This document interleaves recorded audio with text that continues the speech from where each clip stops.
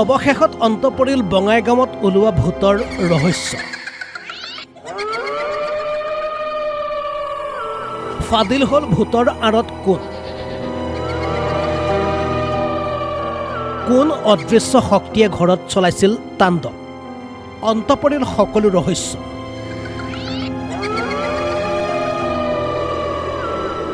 হয়, যোৱা শুকুৰবাৰে এই দৃশ্য আহিছিল বঙাইগাঁৱৰ কাকৈজানাৰ পৰা। এই ঘৰখনতেই বিগত এটা সপ্তাহৰ পৰা অদৃশ্য শক্তিয়ে চলাইছিল তাণ্ডৱ।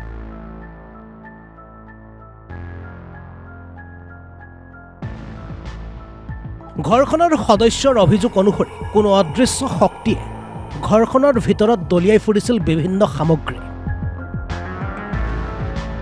যাৰ ফলত ঘৰৰ সদস্যসকলে বাধ্যত পৰি ঘৰৰ ভিতৰতেই এনেদৰে পিন্ধিব লগা হৈছিল হেলমেট।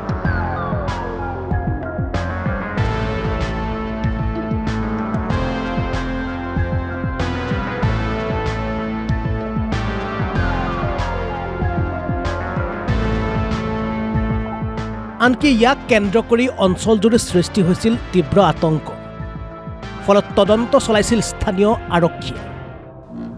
আৰু ঘটনাৰ প্ৰথম অৱস্থাৰ পৰাই আৰক্ষীয়ে সন্দেহ কৰিছিল এয়া অন্ধবিশ্বাস। আৰু সেই অন্ধবিশ্বাসৰ আলম লৈ প্ৰায় 3 দিনীয়া তদন্তৰ অন্তত উদ্ধাৰ হ'ল ভূতৰ ৰহস্য। অভিযোগ অনুসৰি এই সমগ্ৰ ঘটনাৰ আঁৰত জড়িত ঘৰখনৰ এগৰাকী 15 বছৰীয়া কিশোৰ। আনকি ইয়াক কেন্দ্ৰ কৰি অঞ্চলজুৰি সৃষ্টি হৈছিল তীব্ৰ আতংক। ফলত তদন্ত চলাইছিল স্থানীয় আৰক্ষীয়ে। আৰু ঘটনাৰ প্ৰথম অৱস্থাৰ পৰা আৰক্ষীয়ে সন্দেহ কৰিছিল এয়া অন্ধবিশ্বাস। আৰু সেই অন্ধবিশ্বাসৰ আলম লৈ প্ৰায় 3 দিনীয়া তদন্তৰ অন্তত উদ্ধাৰ হ'ল ভূতৰ ৰহস্য।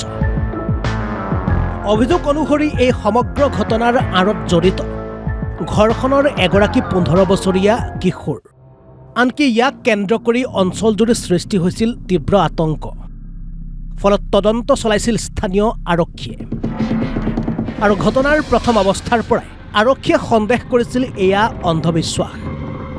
আৰু সেই অন্ধবিশ্বাসৰ আলম লৈ প্ৰায় 3 দিনীয়া তদন্তৰ অন্তত উদ্ধাৰ হ'ল ভূতৰ ৰহস্য।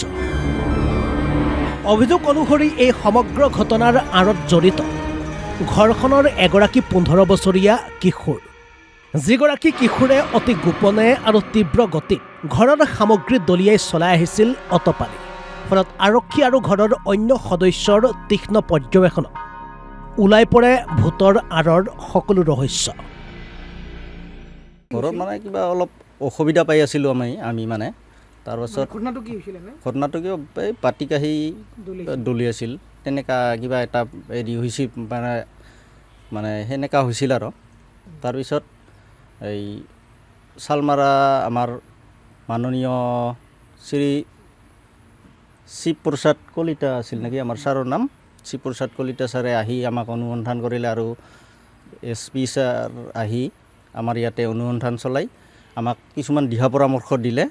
আৰু গাঁৱৰ ৰাইজৰ মানে দিহা পৰামৰ্শ মতে আমি পূজা অৰ্চনা কৰিলোঁ, নাম কীৰ্তন কৰিলোঁ, ভাগৱত পাঠ কৰিলোঁ।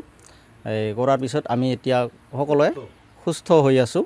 আমি বৰ্তমান সকলোৱে মানে সুস্থ। আৰু আতংকৰ কাৰণ নাই। মানে এই মই শালমাৰা ভাৰপ্ৰাপ্ত বিষয়া এই শিৱপ্ৰসাদ ছাৰক মানে ধন্যবাদ জনালোঁ। তেওঁ আমাক যিখিনি সহায় সহযোগিতা কৰিলে আৰু এই দিহা পৰামৰ্শ দিয়াৰ বাবে।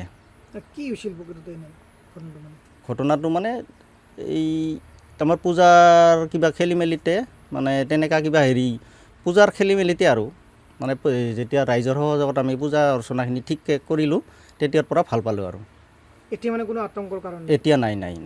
এতিয়া ঘৰখন আপোনালোকে সম্পূৰ্ণ আমি সম্পূৰ্ণ সুস্থ। মানে কোনো কিবা যে সৰব কৰিব, কিবা শব্দ আহিব, তেনেকুৱা কিছুই নাই। আৰু মানে গাঁওখনত মানে গাঁওবাসী কোনো আতংক হোৱাৰ কাৰণ নাই। গাঁওবাসী আৰু লগতে ওচৰ চুবুৰীয়া যিবিলাক মানে মানুহ আছে, ভাই বন্ধুবিলাক, কোনো যাতে আতংক নহয়। আৰু এটা আমাৰ ব্যক্তিগত হিচাপতে এটা হেৰি হৈছিল। আৰু মানে পূজাৰ ক্ষেত্ৰতে এনেকুৱা হৈছে। আপোনালোকৰ ঘৰৰে কিবা এটা প্ৰব্লেম? ঘৰৰে প্ৰব্লেম। বঙাইগাঁৱৰ পৰা বিক্ৰম ৰঞ্জন ৰয়ৰ ৰিপৰ্ট, অসম লাইভ 24।